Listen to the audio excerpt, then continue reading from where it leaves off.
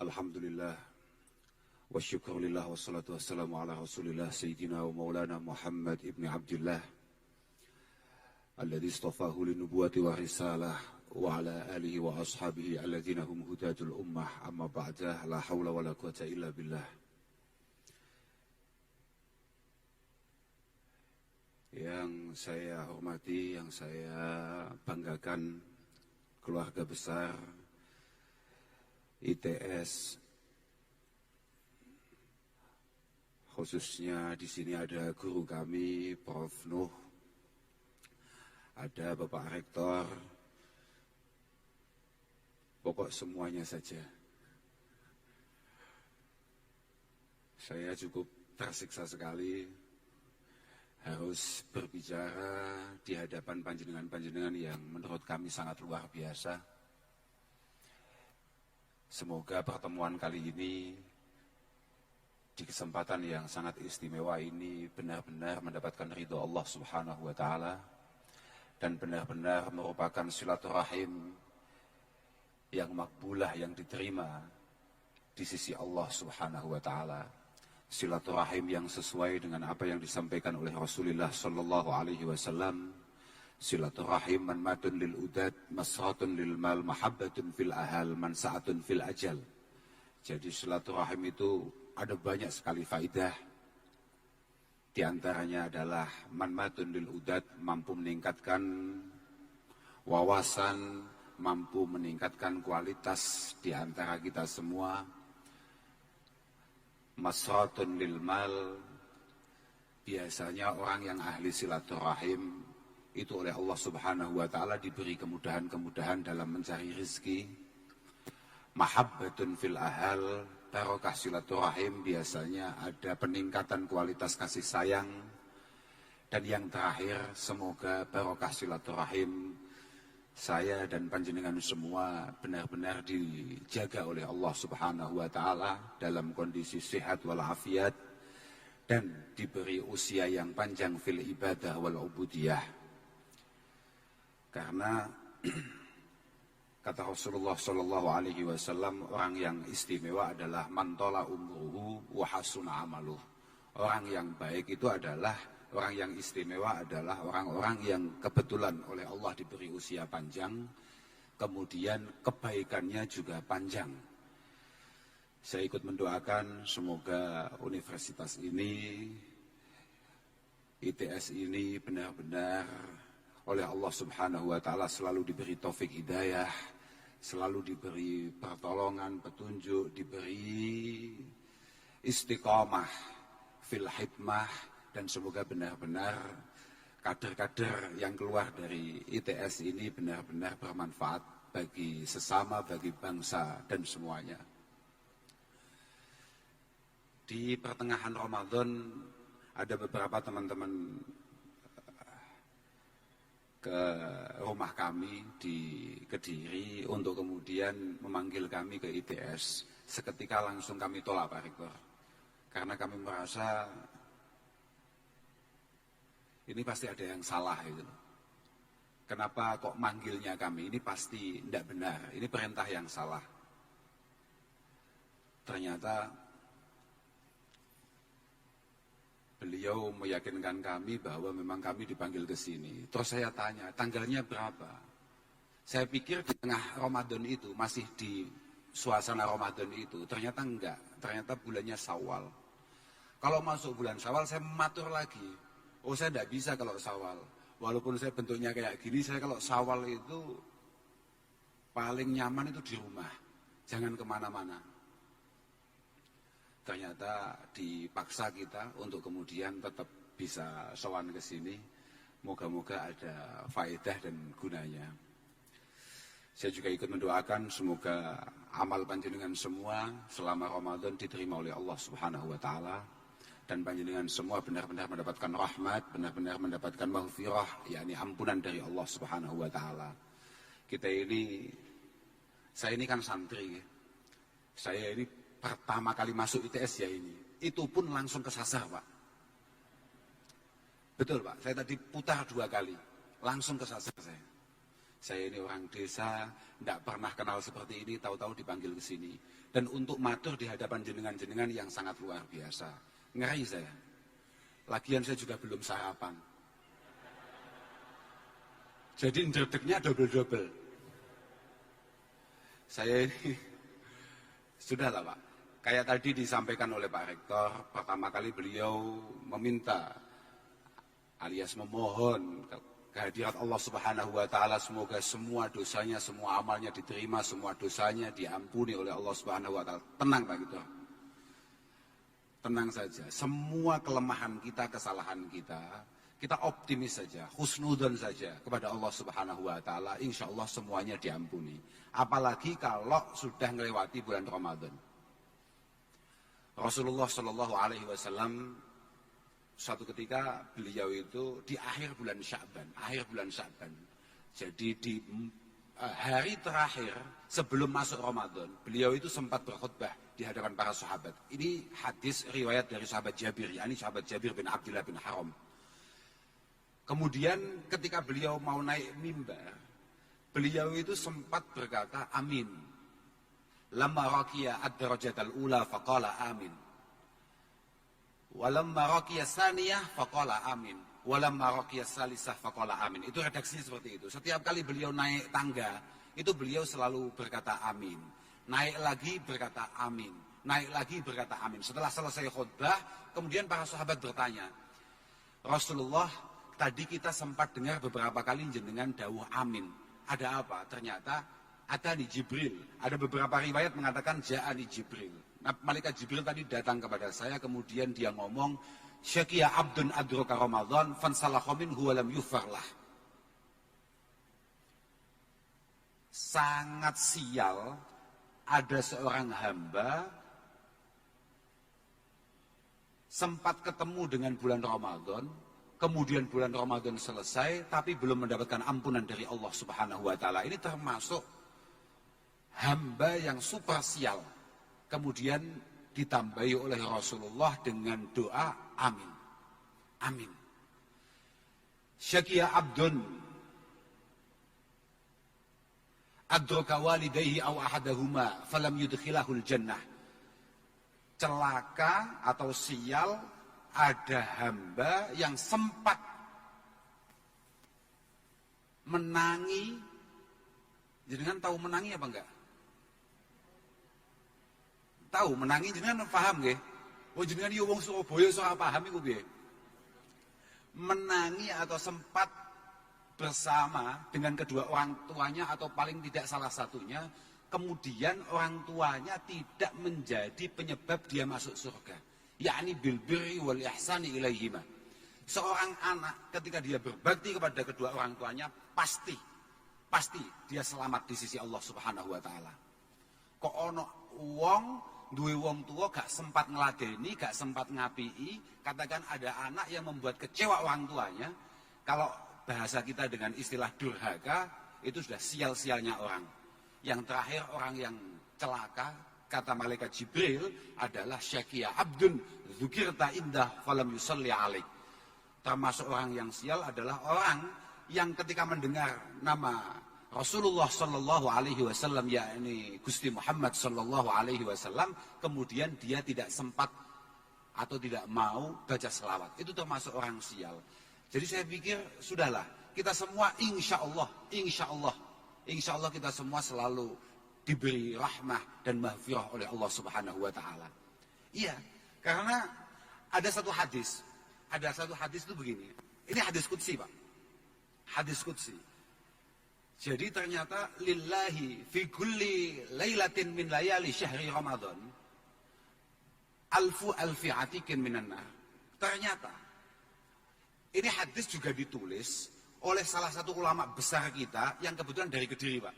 Kebetulan dari Kediri. Beliau namanya adalah Syekh Ihsan Jambes dari Kediri. Beliau punya karangan namanya ada yang paling populer yang hari ini kemudian jadi mata pelajaran pokok di Al-Azhar adalah Sirajut Talibin. Tapi yang saya sampaikan ini beliau tulis di salah satu kitabnya namanya Manahijul Imdad. Beliau mengatakan lillahi fi kulli lailatin min layali syahri Ramadan alfu alfi atikin minan nar. Ternyata Allah Subhanahu wa taala setiap malam bulan Ramadan itu ada 1 juta orang yang dibebaskan dari neraka. Oh, masa per malam 1 juta orang terus kemudian teman-teman ITS nggak ada yang katut? Kan ya aman lah, Pak. Fa idza kana yaumul jumu'ah a'taqallahu subhanahu wa ta'ala kulla sa'atin alfa atikin minan nar kulluhum yastaujibun nar. Kalau sudah masuk malam Jumat di bulan Ramadan, itu yang dibebaskan oleh Allah Subhanahu wa taala enggak per malam, tapi per jam. Per jam itu Allah membebaskan 1 juta orang yang pasti sempat ngopi di neraka, Pak. Kulluhum yastaujibun nar. Artinya ya mungkin kira-kira wajahnya kayak saya ini, Pak. Tapi santai saja, nyatanya dibebaskan. Aman lah, aman. Bahkan faidza kana akhiru lailatin minasyahr, ketika malam terakhir, apa itu malam takbiran, itu sudah a'taqallahu subhanahu wa ta'ala bi'adadi ma a'taqallah min awali syahri ila akhirih.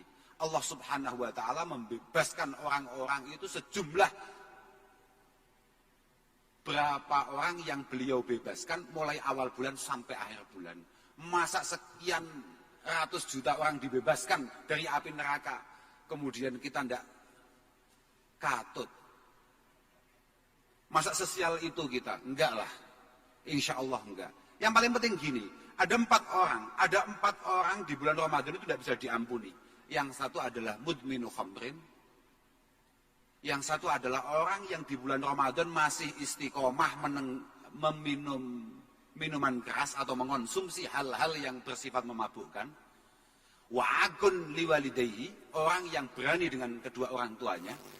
Wa qati'u rahimin, orang yang memutus hubungan sanak famili, memutus hubungan persaudaraan. Dan terakhir adalah musyahin. Musyahin itu adalah orang yang punya masalah dengan temannya, kemudian sulit sekali memaafkan. Ini malah dia tidak mendapatkan maaf dari Allah Subhanahu wa taala. Hanya 4 orang ini saja. Yang lain itu semuanya aman. Sudahlah. Kita ini kalau berhubungan dengan Allah Subhanahu wa taala gampang aman. Yang sulit itu memang hubungan kita sesama. Loh iya, Pak. Kita ini kalau dengan Allah Subhanahu wa taala memang sangat mudah aman. Makanya Quran yang tadi dihafalkan oleh teman-teman yang saya nggak hafal. Oh, tapi kalau kalian jenengan sami, Pak. Kita ini kelas atas, Pak. Yang dihafalkan yang inti-inti saja, Pak. Jenengan kulhu hafal enggak? Al-Ikhlas hafal enggak? Wah, cocok itu. Karena aksarus sahabah, rata-rata para sahabah la yahfaduna al-Quran.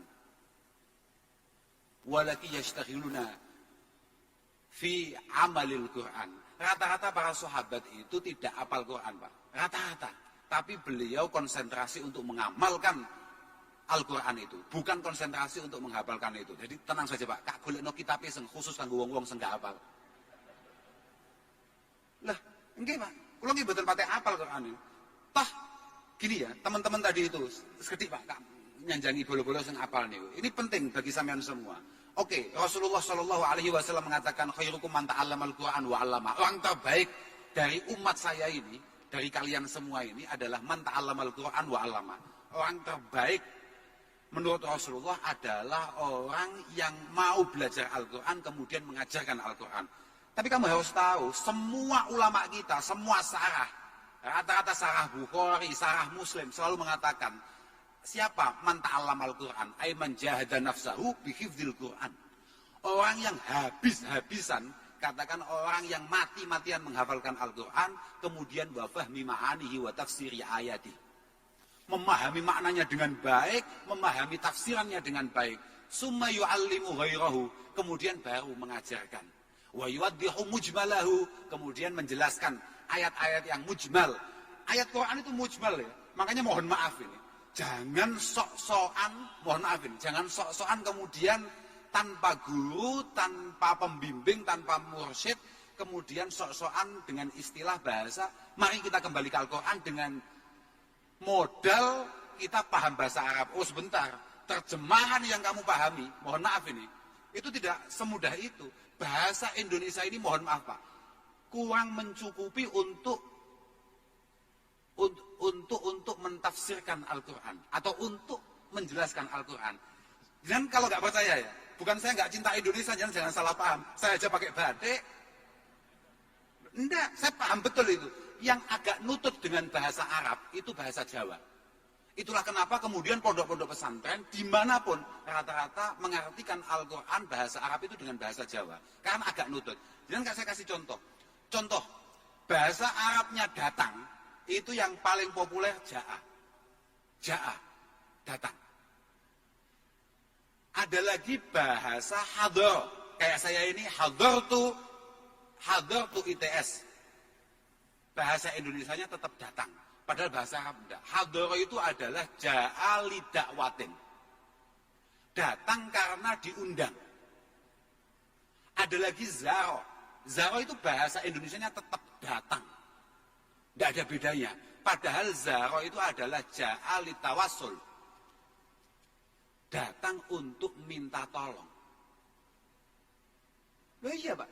Ada lagi wafada. Bahasa Indonesia tetap datang.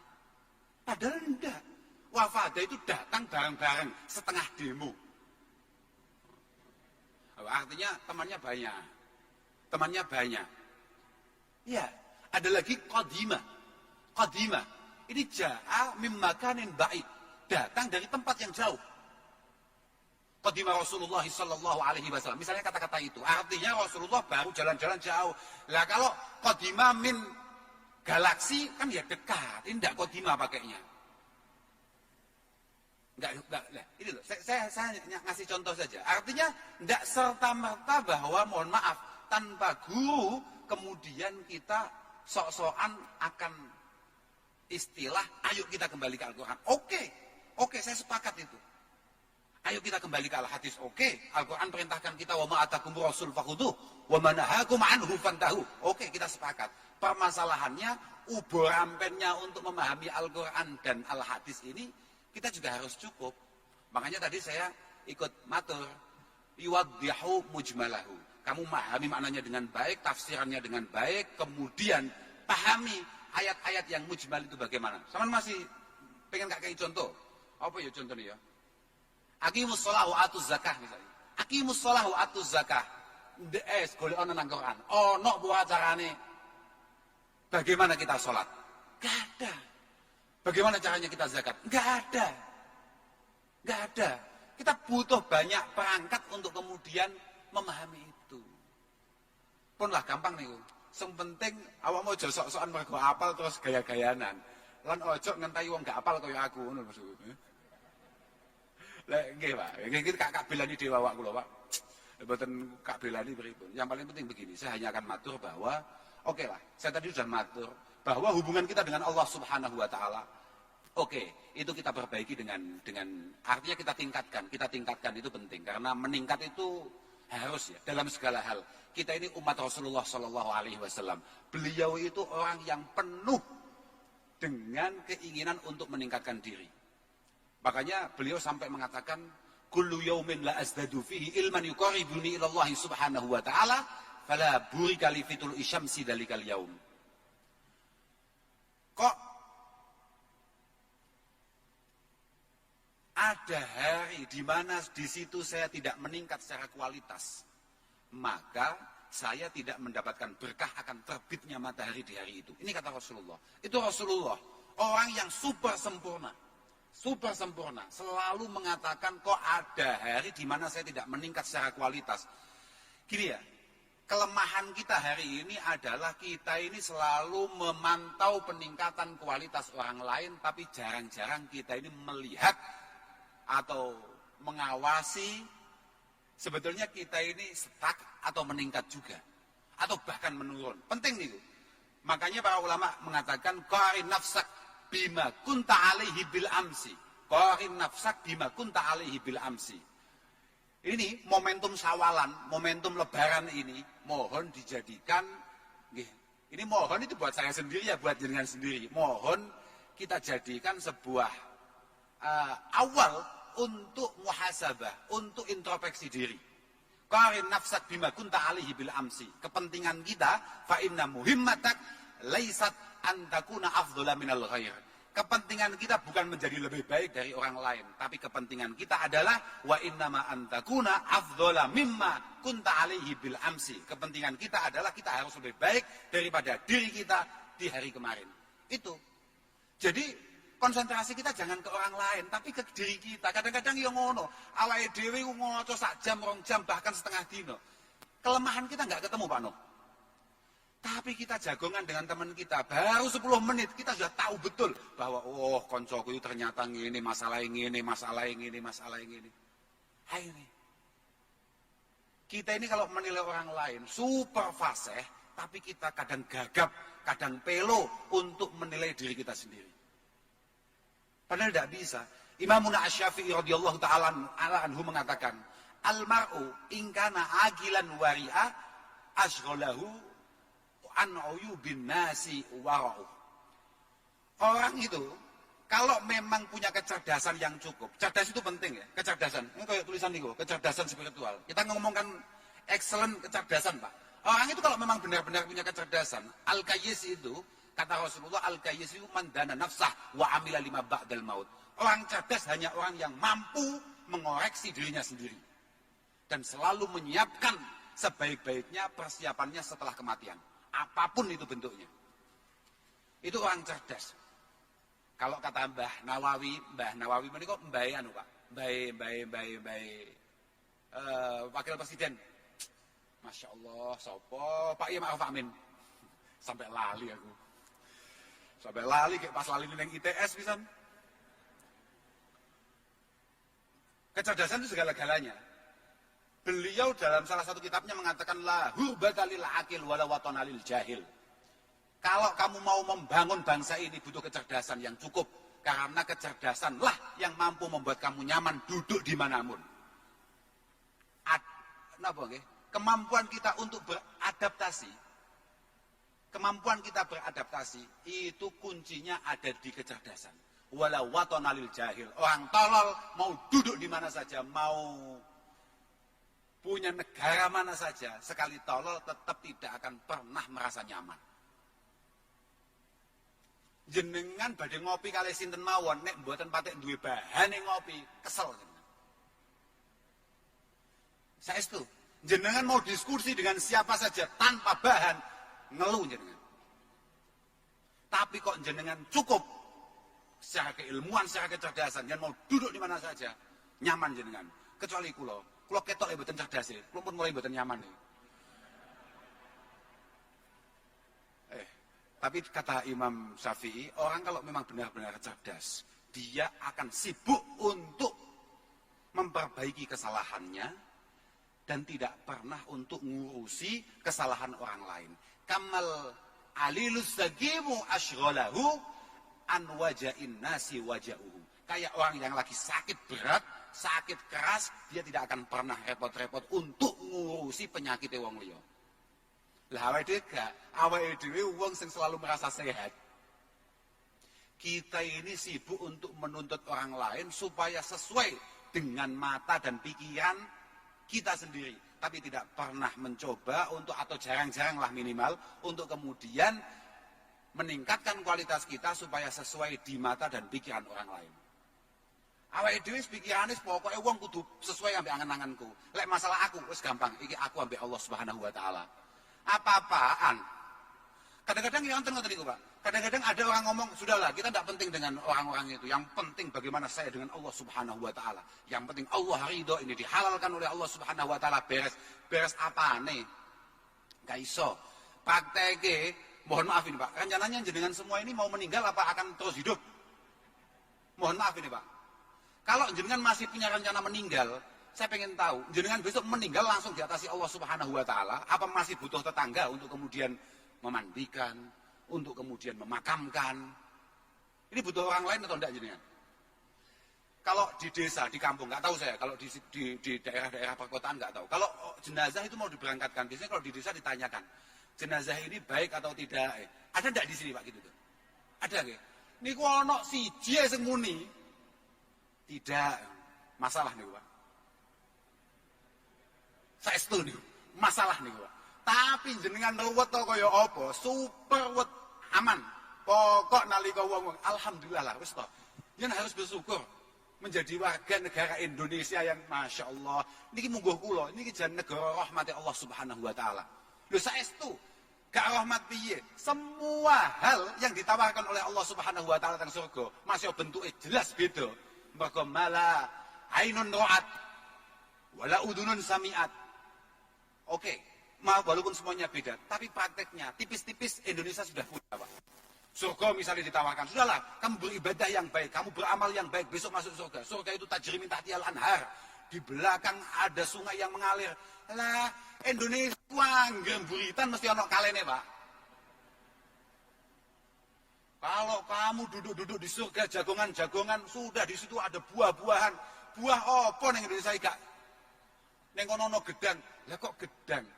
Burung saya itu setiap pagi makanannya pisang, Pak. Loh, artinya Indonesia ini pancen negara rahmate Allah Subhanahu wa taala, kudu njenengan syukuri saestu.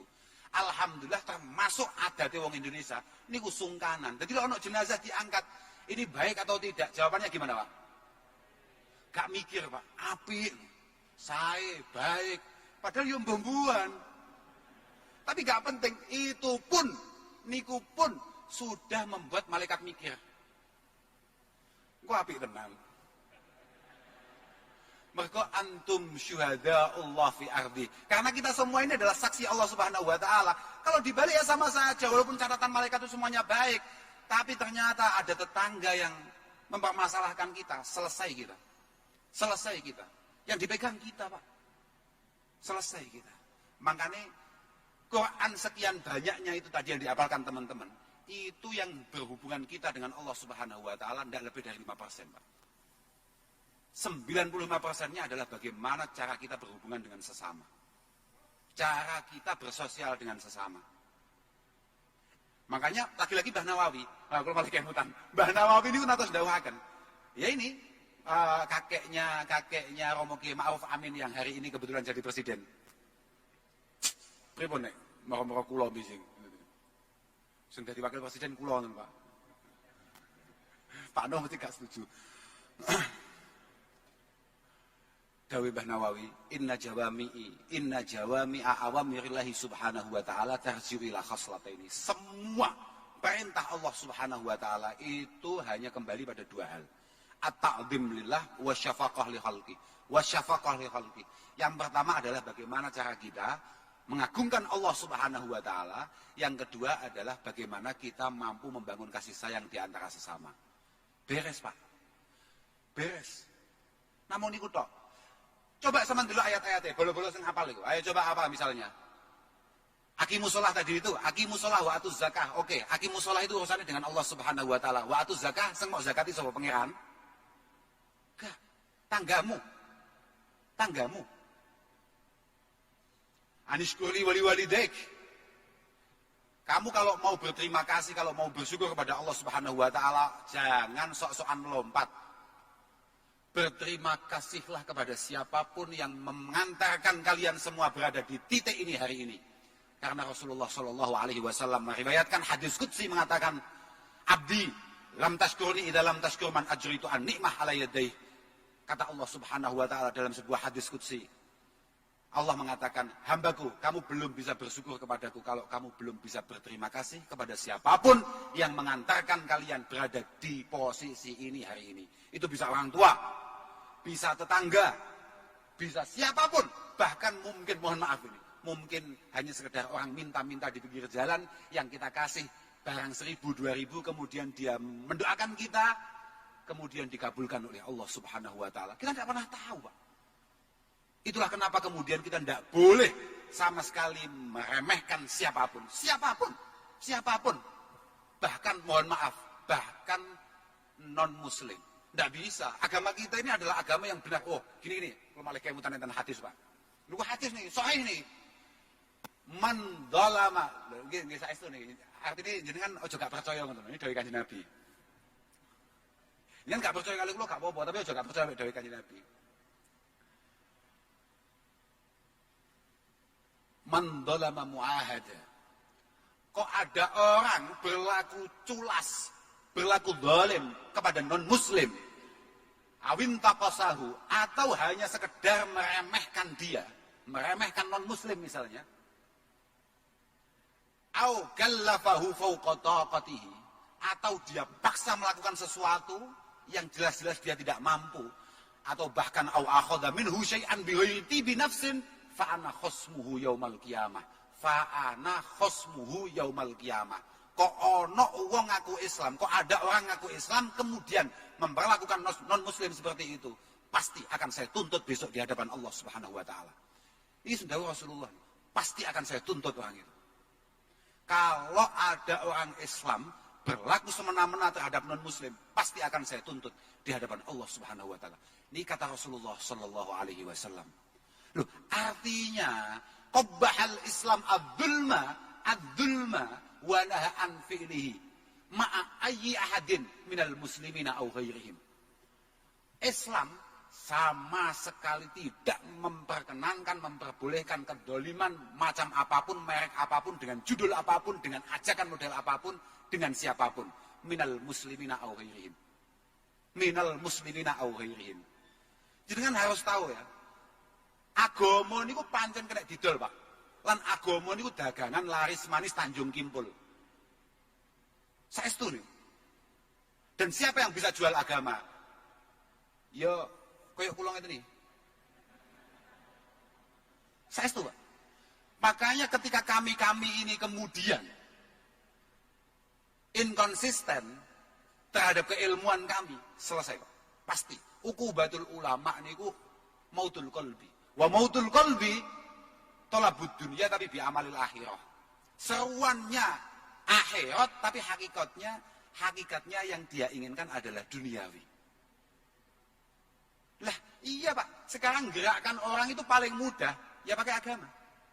Manipulasi agama adalah hal yang paling mudah untuk menggerakkan siapapun ke arah yang benar ataupun ke arah yang salah. Karena kulun yuladu alal fitrah.